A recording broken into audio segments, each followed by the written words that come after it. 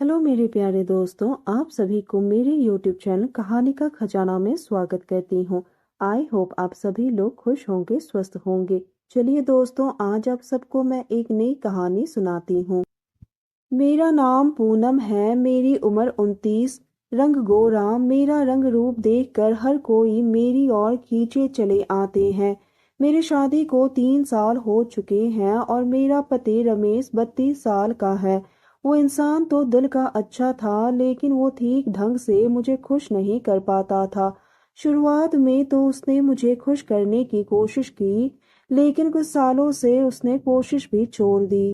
मेरी तो चाहत दिन ब दिन बढ़ रही थी और मैं अकेलेपन में तड़प रही थी। हमारे घर में एक नौकर था, गोविंद, जो 25 साल का था। वो मुझे चुप चुप कर देखा करता था।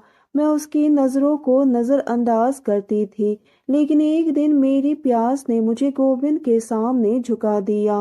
दोस्तों, थोड़ा सा समय निकालकर इस कहानी को अंत तक जरूर सुने। दोस्तों, आप लोग चैनल को सब्सक्राइब करना भूल जाते हैं। दोस्तों, आप सबसे रिक्वेस्ट है कि चैनल को एक सब्सक्राइब करें और वीडियो को एक लाइक करें।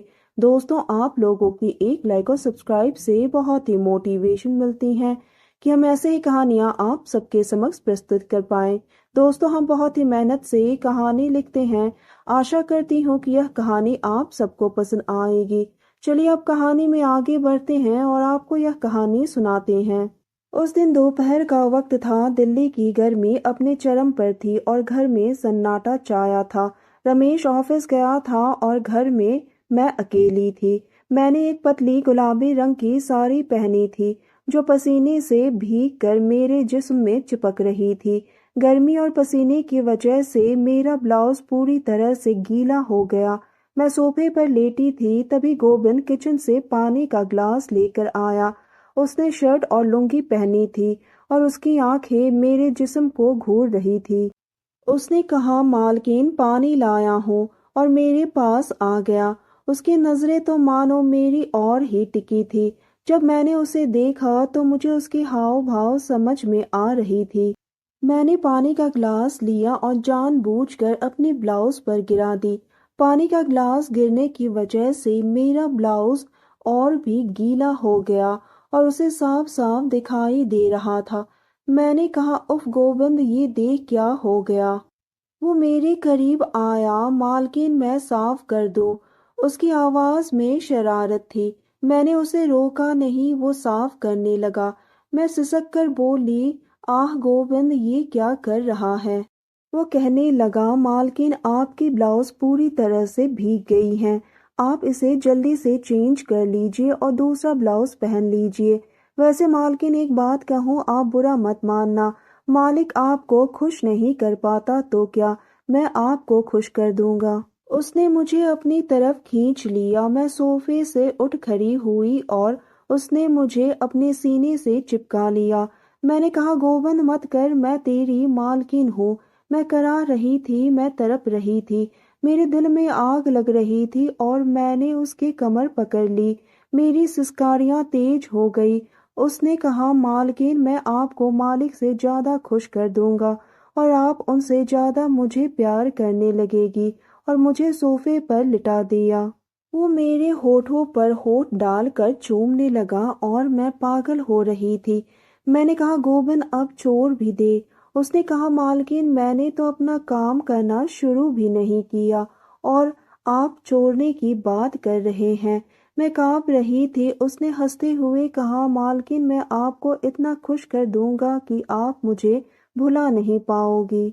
गोविंद ने अपना काम करना शुरू किया और कहने लगा कि मैं आपको संतुष्ट कर दूंगा। मालिक तो बेकार है, वो तो आप पर ध्यान ही नहीं देते हैं। मैं आज आपको खुश कर दूंगा। अब धीरे धीरे मुझे भी अच्छा लगने लगा। मैंने कहा, आज अपनी मालकिन को अपने काम से खुश कर दो। गोविंद कहने लगा कि पता नहीं मालिक आपको खुश करना नहीं चाहता या उन्हें खुश करना नहीं आता, लेकिन मालिक की जगह मैं आपको संतुष्ट करूंगा। आप निश्चिंत होकर रहिए। आप जिस सुख को पाने के लिए तड़प रही थी, वो सुख मैं आपको दूंगा। वो अपना काम करके मुझे खुश करता गया। मैं भी अब पसीने से पूरी तरह से भीग गई थी। मैं हाफते हुए बोली, गोविंद तूने तो मुझे खुश कर दिया। वो हंसते हुए कहने लगा, मालकिन मालिक तो आपको खुश नहीं कर पाता। अब आप बेफिक्र रहिए, मैं हूं ना, मैं इसी तरह से आपको खुश करूंगा जब भी आप चाहे। उस दिन के बाद गोविंद मेरे दिल का मालिक बन गया। वो मेरे दिल पर राज करने लगा। जब भी मेरे पति घर से बाहर जाता था, गोविंद अपना काम करके मुझे खुश कर देता है।